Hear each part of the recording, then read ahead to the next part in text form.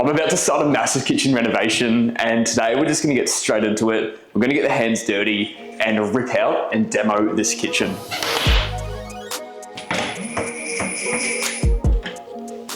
So normally when we're doing a demo, we're getting sledgehammers and crowbars out, and we're just going to be ripping stuff off the walls, breaking things up and throwing it straight into the bin. And I'm going to be doing that soon. But to start with, there are a few things that I do want to save in this kitchen. One of those things being these cupboards at the top here. And the reason for that is that I'm not just renovating this kitchen. I'm actually doing a fair bit of work at home, and we're also going to be renovating the laundry in here, and then also turning this cupboard in here into a massive butler's pantry. And to turn this small pantry into a butler's pantry, we're going to be knocking down some walls and making this room a lot bigger. So there is a fair bit going on. I'm going to go through and show you everything that we're doing throughout this video. For now though, let's go back to these cupboards and take them off the wall.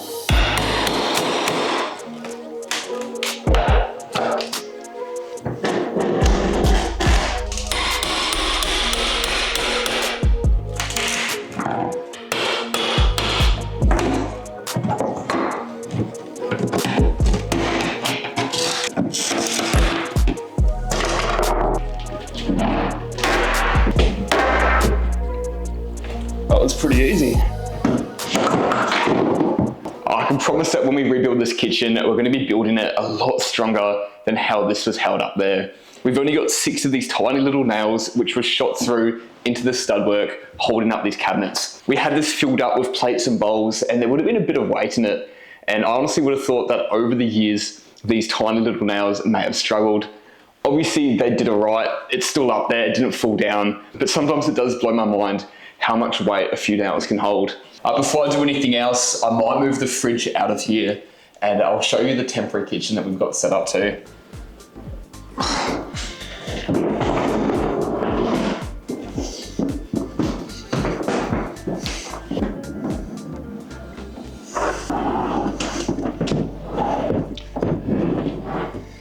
Alright, so this is going to be our kitchen setup for however long this renovation takes. Honestly, it's not too bad. I think this is a pretty good makeshift kitchen. We've got a small cooking station here with the microwave. We've got the air fryer, the kettle here as well. And we're probably going to be using the air fryer to cook almost every meal. We've also got the barbecue outside, so we'll use that if the weather's good for a few barbecue feeds. I don't think this kitchen's going to be too bad. The one thing that will get on my nerves is not having water, and that's mainly to wash dishes. We're going to be ripping up the kitchen and then also the laundry. So to do the dishes, we're going to be using the bathroom, probably going to be using the bathtub. So once we get to that, we'll see how we go, but I think that's going to be a bit of an issue. Right now, I'm actually pretty excited to use this small makeshift kitchen. I'm pretty sure that novelty is going to wear off after the first day though. This bench top is also in pretty good condition. I think we're going to keep this and try to use it for a countertop in the laundry as well. So I'm going to put this to the side, and now everything else in this kitchen is just going to get destroyed.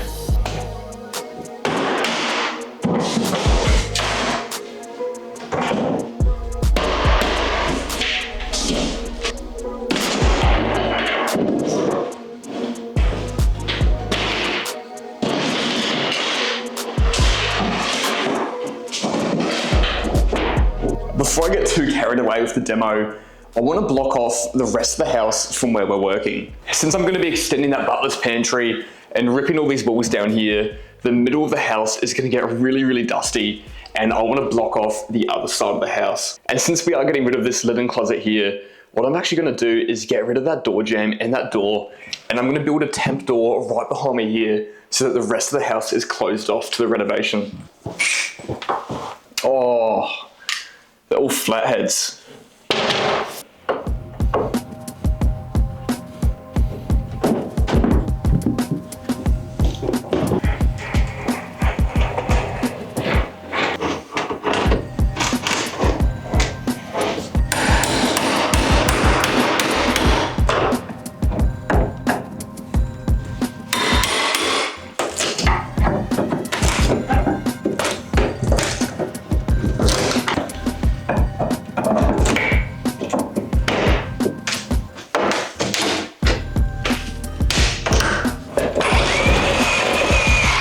It's not really much of a door jamb, but it'll do the trick.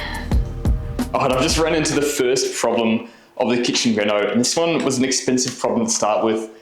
Actually, it wasn't kitchen related though. I dropped the camera I was filming this video on, and you can see that screen is shattered. The screen's actually came off, it's disconnected from the camera, and it doesn't work anymore. So I've had to run out. I've bought a brand new camera, which I'm holding now, and we're just gonna have to suck up that loss and get straight back to it. I've also changed the lens on the camera, and I don't mind it. This one goes a lot wider, so it's gonna be a lot easier to see what's going on with this reno. So what I was about to do anyway was chuck this temporary door in, except I think I'm gonna have to change that already. Since this was a cupboard door, you can see we've got a handle on one side, but obviously the other side doesn't have a handle because you're never gonna be in the closet trying to open the door that way. Now you can still open doors from the other side. All you'd really need is like a credit card or something thin and firm to slide through that gap and push that latch back. We're just gonna suck it up and have to deal with that for a few weeks. But I've decided that's gonna be a little bit too annoying. And instead, I'm gonna take out this door to the left of me here. Now this door is gonna work perfectly. It opens both ways. It's gonna be great for the temp door. The reason this is a bit annoying is I'm not too sure if we are actually gonna get rid of this door. So I'm just gonna be careful when I take this door off in case we do decide to use it. I preferably want a new door, but when we come to the door stage, we'll see how much money we've got left and what we can afford. That's not good. I know this is just gonna be a temp doorway, but I just tried pulling off the architrave and it's actually ripped the door jamb in half. So far, everything we've demoed has been just loosely nailed in, apart from these architraves together. I don't know what's going on there, but they are solidly connected. And I've done a lot of demos before. I've never seen the architrave actually rip that jamb in half though.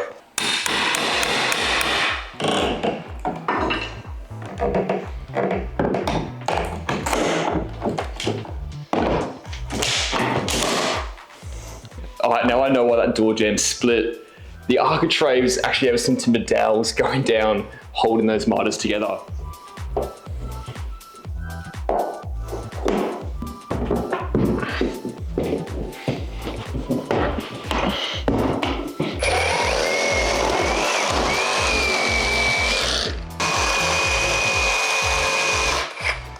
I don't know what they used to do back in the day. Whenever we put a door jamb in and we frame the opening, we give it a bit so that you've got some play to move the door jamb back and forth to plumb it up. The frame opening for that door jamb is almost completely tight. We've got like 3 mil of play. So I haven't gone out and I haven't bought any timber yet. So I've only got a few offcuts of 70 laying around my house. And I'm gonna try and build a little temporary doorway with the least amount of timber possible. I'm just gonna set this up so we've got it roughly level and straight. So what I'm gonna do is put the door jamb hard up to this wall here and we'll shoot it directly in there. I've got one length which is long enough for a stud, and I'm gonna put it on this side here. We'll shoot it into the wall and we're just gonna have to block out the stud here to get enough so that we can screw through the other side of the door jamb and make sure that door jamb isn't gonna move.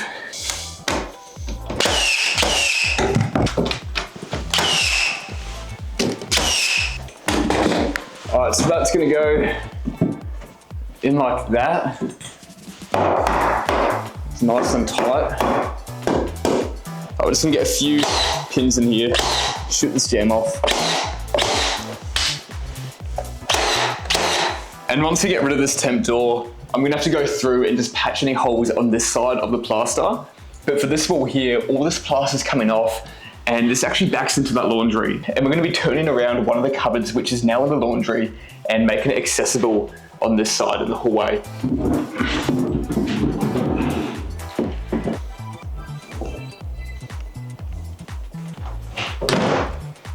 It does the trick. That's all we need it to do to open and close for us.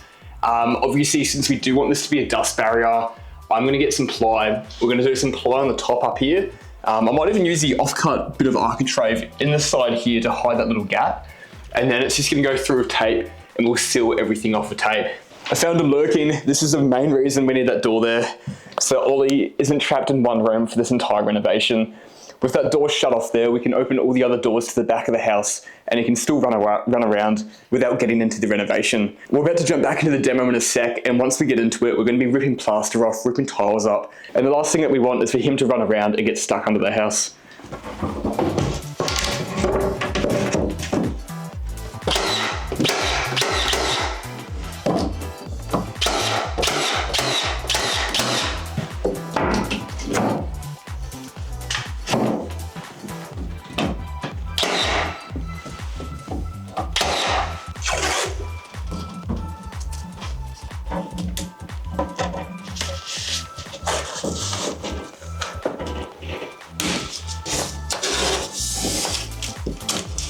And there we go. Now we've got a little temp doorway to keep the house nice and clean while we do this renovation. With that door done, now we're ready to get our hands dirty and we're just gonna start ripping everything apart.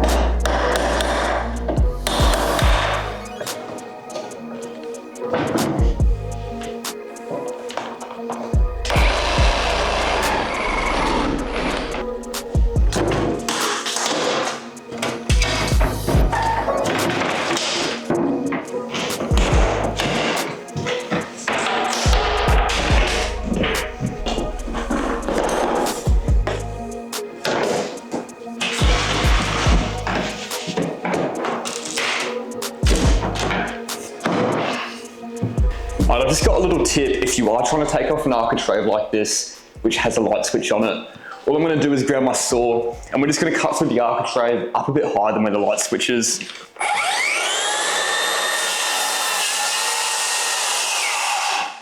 I'm just going to pull off the architrave above the light switch.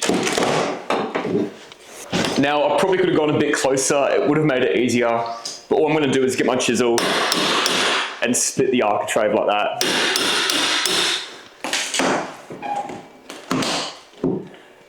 We should be able to open it up.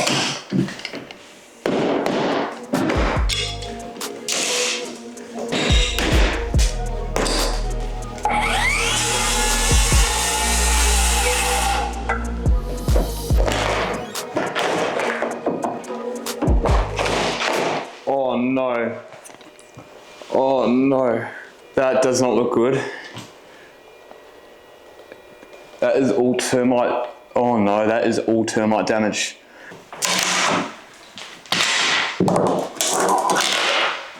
It goes all the way up the stud.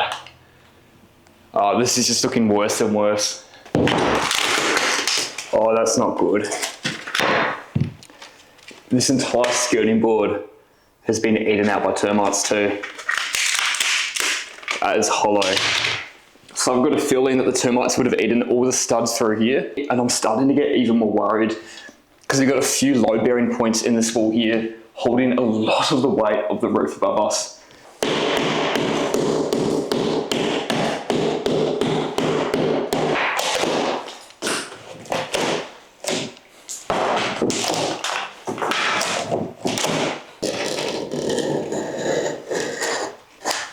I'm just going to carefully cut the cornice out. So what I'm doing is getting my knife and we're going to be cutting the paint line holding the cornice and the roof together. If possible, I want to leave the ceiling plaster on. We will be going through and repainting it, but it's just going to save a lot of time and money if we don't have to replace that as well. If I can go through with my knife and cut this line and just started ripping that cornice off, that paint's holding that cornice and the paint to the roof together, and it's probably going to rip some of the plaster off, making a bit of a mess with the roof.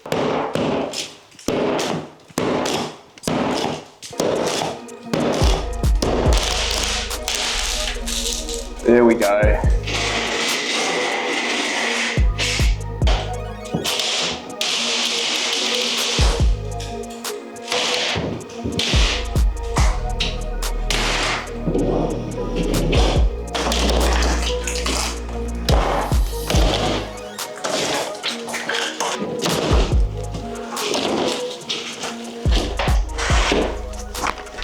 That's good.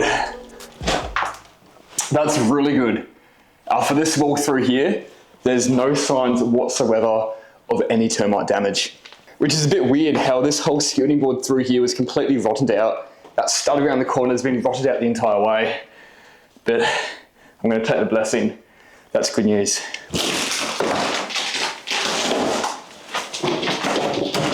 I think we've got more bad news. I'm pretty sure I've just found some more termite damage. So that's where the existing damage is. That entire wall through there, that backs onto the feature wall built on the other side. So I do know that entire wall's fine. I've just been taking the architrave off over here and I pushed off the door jamb, and when I pushed off it, can you hear that? All right, now I'm getting pretty worried. We've got a few different areas now where termites have got to, and I'm thinking that there must be a little bit of a trail or a connection in the subfloor. Oh.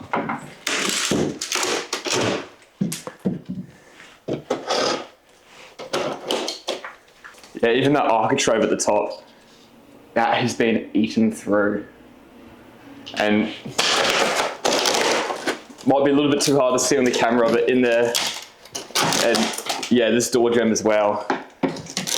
That is completely ruined. This is starting to get me pretty worried now. We've got a few different places that have been affected by termites. I was getting optimistic when it was just that first stud, but now that we got a few areas which are quite a distance away from each other too, I'm worried we're going to be finding stuff all over the place. And more especially, I'm really worried about the subfloor.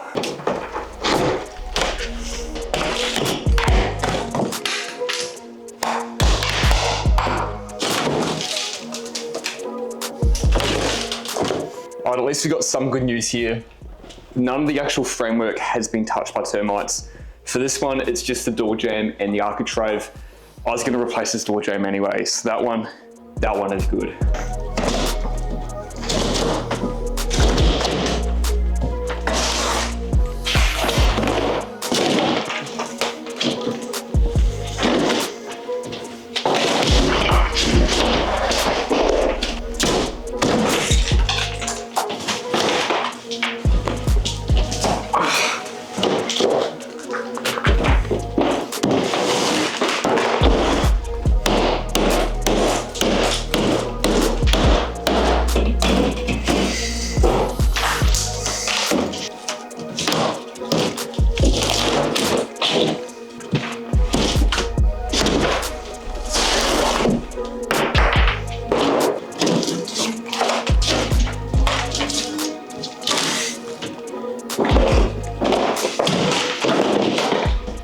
Termite damage isn't actually looking too bad.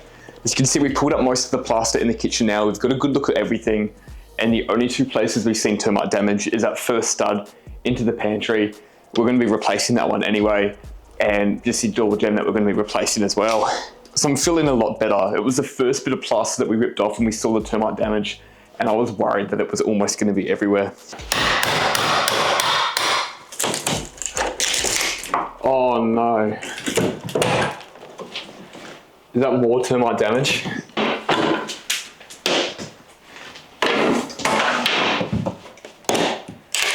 Yeah, I spoke way too soon. This door jamb into the laundry has also been eaten up by termites. I've got no idea what the pattern is here. We've got a door jamb over here that's been eaten up. The other side of the kitchen, that door jamb's been eaten up. They've just randomly gone all over the place. So I guess we don't have a choice, but we're going to be replacing this door jamb as well.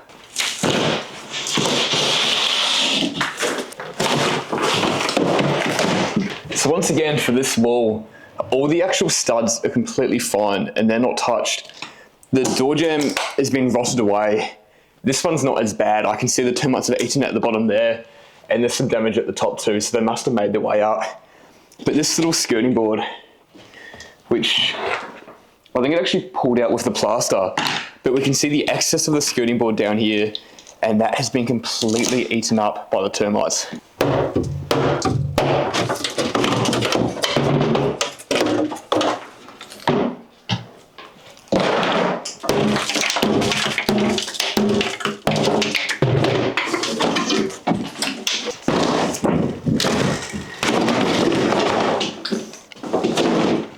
I made a bit of a mess, but we're finally starting to see what we're playing with.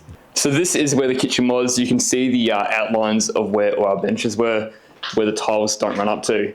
So this was a kitchen, and this is a pantry, and it's probably the main focal point of the renovation in terms of moving the walls around.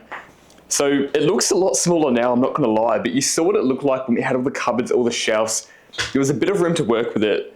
But if we have a look at all these walls around it and all the space we have, we can really easily double the size and make a full butler's pantry. So obviously we've got this little linen closet here that's gonna get absorbed up into the butler's pantry.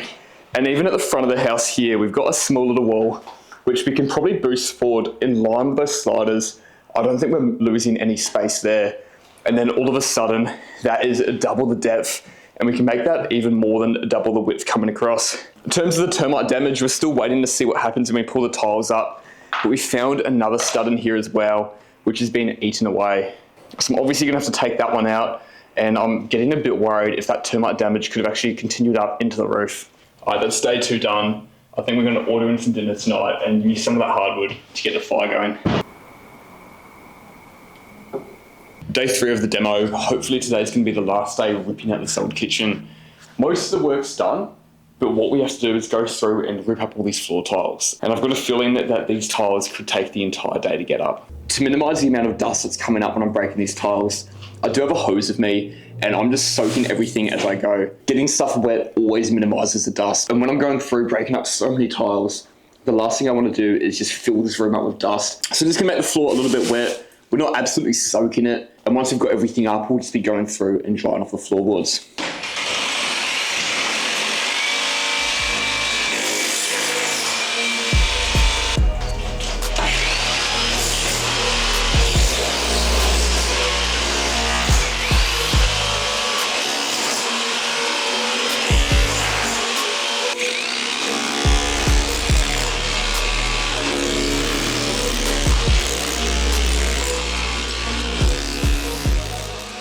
Alright, so I've gone through, we've ripped up all the tiles, and the damage is a lot worse than what I was expecting. While I was going through and ripping up all the tiles, I was trying to work out if some of this termite damage was new, or if some of it was already here, and the old owners came through and laid the tiles down to hide the damage. And I wasn't too sure until I got to the laundry and started ripping this room up. The damage in this room is the worst by a mile, and obviously the thing that stands out is this little temp replacement bit here. We can see all the boards start to get worse and worse the closer they get to this part here, which has me thinking that the floor must have completely given away in that corner. So they've done the minimalist amount of work as possible, patched over that area of the flooring, and then tiled over everything. And we're probably both thinking the same thing, that that's a really dodgy job. Can't believe they've done that. But to be honest, I think the tiles have been down for about 25 years, and they've actually lasted all right. It's not something I would ever do. I would have thought patching over a dirty, dodgy floor like this wouldn't have worked all right. But I must have got pretty lucky because the tiles did hold up all right, even with all this damage below them. The one thing that I'm most concerned about, and I don't know if the camera's really going to show it, but where I am right now, oh, that sounds really bad. I'm going to stop doing that. But if I start jumping up and down on this area of the flooring here, I can feel the whole floor sag. I can see it move too. I don't know if the camera's picking that up, but I've got a really bad feeling that somewhere below me here, either the joists or the bearers are going to have termite damage, and this could turn into a bit of an expensive fix. I think I may have said this before, but the original goal for this kitchen was to pull up the tiles and then get like a big sander in, sand back all this flooring here. The rest of the house is done with the exact same floorboards that you can see here. So we could have gone through, sanded all the floorboards, brought them back to life. Obviously though, there's way too much termite damage on these floorboards. If there were only a few here or there, I was going to try get some new floorboards and replace the ones that had to get replaced. It's looking a lot worse than I anticipated though. I'm going to be ending this video here, but for the next video in the series, I'm going to be ripping up all these floorboards and really holding my breath as we see how the damage is looking underneath the floorboards, and we're going to find out how expensive this job is going to cost.